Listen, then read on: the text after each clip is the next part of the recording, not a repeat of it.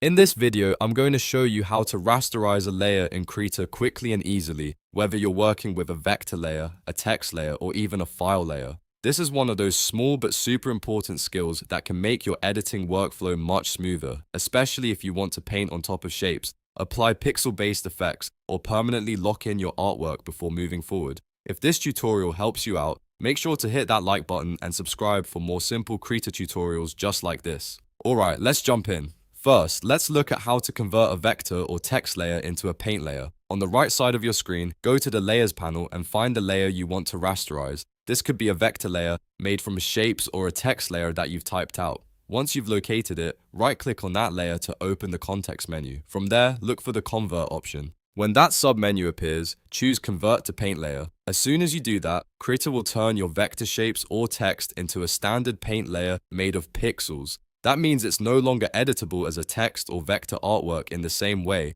but it becomes much easier to paint, erase, blend, and apply raster effects to it. This is especially useful if you want to add texture, shading, or brushwork on top of your design. Now, if you're working with a file layer, the process is just as simple. A file layer is usually linked to an external image asset, which means it behaves a little differently from a normal layer.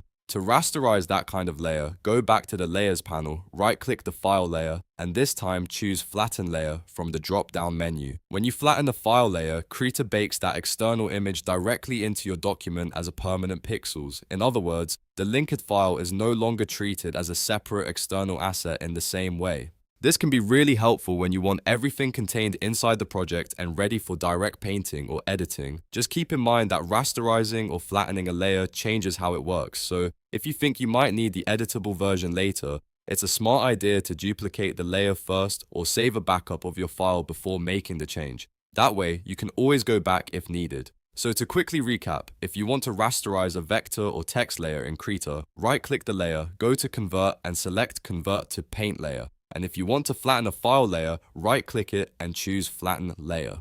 That's it. 2 fast ways to convert layers into pixels inside Krita.